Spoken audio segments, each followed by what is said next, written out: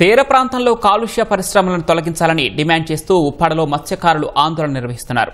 రహదారికి ఇరువైపులా బైఠాయించి నిరసన తెలుపుతున్నారు. పోలీసులు నిలువరించేందుకు యత్నించినా శాంతించలేదు. మత్స్యకారులు ఆందోళనతో ఉప్పాడలో ఉద్రిక్తత నెలకొంది. కాకినాడ జిల్లా యు కొత్తపల్లి మండలం ఉప్పాడలో మత్స్యకారులు రోడ్డుకెక్కారు. పోలీసులు, రెవెన్యూ అధికారులు ఆందోళనకు అనుమతి నిరాకరించినా నిరసన కొనసాగిస్తున్నారు. డిమాండ్లను పరిష్కరించాలంటూ నినదిస్తున్నారు. తీర ప్రాంతాల్లో ఫార్మా కంపెనీల వల్ల సముద్రంలోకి రసాయన వ్యర్థాలు విడుదలై మత్స్య సంపద తగ్గిపోతుందని స్థానికులు ఆవేదన వ్యక్తం చేశారు. దీనివల్ల జీవనోపాధి కోల్పోతున్నామని వాపోయారు. తక్షణం పరిశ్రమల నుంచి వెలువడే రసాయన వ్యర్థాలను సముద్రంలోకి విడుదల చేయకుండా నిలుపుదల చేయాలని డిమాండ్ చేశారు. అంబేద్కర్ కోనసీమ జిల్లా తొండంగి మండలంలో ఇస్తున్నట్లు ఉప్పాడ తీర ప్రాంత మత్స్యకార కుటుంబాలకు ప్రభుత్వం పరిహారం ఇవ్వాలని డిమాండ్ చేశారు. తీర ప్రాంత గ్రామాల్లోని ఒక్కో కుటుంబానికి 1,50,000 పరిహారం ఇవ్వాలని కోరారు.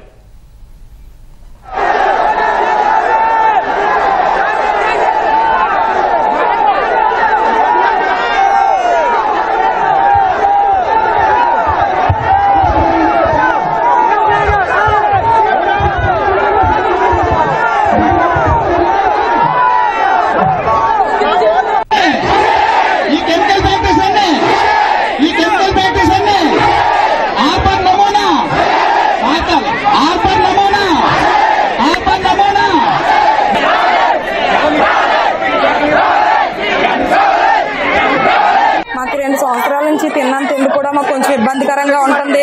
మా ఆయనాలు రోజు ఆటకెళ్తే మాకు ఇంత ఇబ్బంది లేకపోను. మాకు ఆ ఫ్యాక్టరీ వల్ల ఆటలు లేవండి. చాలా 2-3 సంవత్సరాల నుంచి పాటలేదు.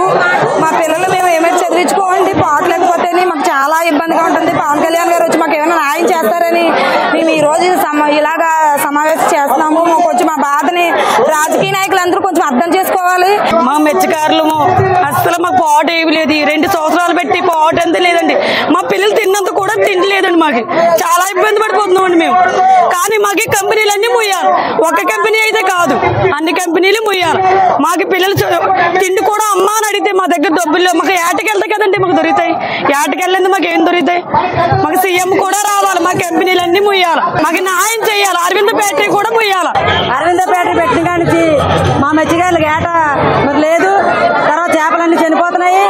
అది శుభ్రార్థం అంతా ఆ వేటలో కలిసిపోతుంది. తర్వాత ఏంటంటే మా పిల్లలు తెల్లులు మా ఆడవాళ్ళు మొగలు రోడ్డు ఎక్కవలసిన పని లేదు. సముద్రానికి పాట లేదు, పొద్దులో కూ లేదు. పేదలు తీసేయాలా, పవన్ కళ్యాణ్ గెలిపించాము అనే చేస్తారు. అలా మాకు న్యాయం చేస్తారా? తమ డిమాండ్లను ప్రభుత్వం తక్షణం నెరవేర్చాలని మత్స్యకారులు కోరుతున్నారు. ఉప ముఖ్యమంత్రి పవన్ కళ్యాణ్ స్పందించి న్యాయం చేయాలంటున్నారు. ప్రభుత్వం తరపున ఉన్నతాధికారులు వచ్చి స్పష్టమైన హామీ ఇచ్చే వరకు ఆందోళన విరమించేది లేదని తెగేసి చెబుతున్నారు. మత్స్యకారుల ఆందోళనతో ఉప్పాడ 4 రోడ్ల జంక్షన్లో రాకపోకలు నిలిచిపోయాయి.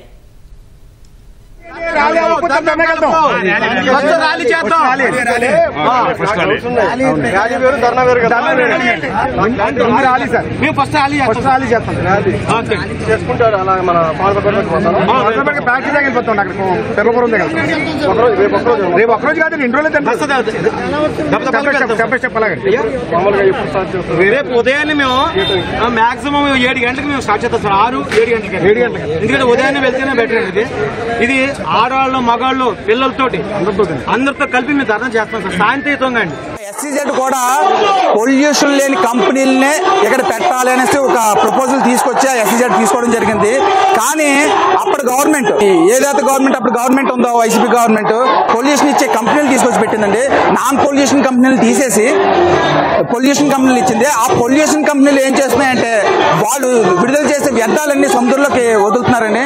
సముద్రంలోకి వదలడం వల్ల మాకు వచ్చే నష్టం ఏంటంటే ప్రతి జీవరాశి కూడా గుడ్లు పొదిగే దశలో ఇదంతా వచ్చి ఈ వ్యర్థాలన్నీ వచ్చి చిన్న చేపలు అన్నాయన్నీ చచ్చిపోవడం జరుగుతుందండి. దానివల్ల మాకు మత్స్య సంపద రావట్లేదండి. ఆ మత్స్య సంపద రాకపోవడం వల్ల మేము చాలా పస్తులు ఉంటున్నాం. మాకు సంవత్సరం నుంచి ఎటువంటి మత్స్య సంపద లేదండి. మా నాన్నగారు వాళ్ళ నాన్నగారు వేట విద్య అండి. అయితే మా నాన్నగారు మేము పెంచినాక మేము మా ఐదు చేయకూడదు మా పిల్లలు చదువుకున్నామండి. ఇప్పుడు మత్స్య సంపద చనిపోయిందండి. ఇప్పుడు ఎలా పెంచాలి పిల్లలు మాకెద్దరు మా యుద్ధానికి ఇవ్వాలనిపిస్తుంది. ఇప్పుడు మా వద్ద మాలా కట్టబడకూడదు సముద్రంలో అనుకుంటే మత్స్య సంపద చచ్చిపోతుందండి. ఇద్దరైన ప్యాట్లు వచ్చి సముద్రంలోకి పోవడంలోని పిల్లలు చచ్చిపోయి పోయి చాలా కష్టమైపోతుంది. ఇప్పుడు ఆడవాళ్ళు మా ఆడవాళ్ళు కట్టుబడి పంపడం వస్తుందండి. ఆ తెత్తమ్మ పెంచిలో ఉన్నామండి. దయచేసి గవర్నమెంట్ మనల్ని ఎంత ఆదరించి మా మత్స్యకారుల మీద దయ చూపి ఏదో పరిపాలన చేయాలని మేము కోరుచు ఈ ధర్నా చేస్తున్నాం సార్.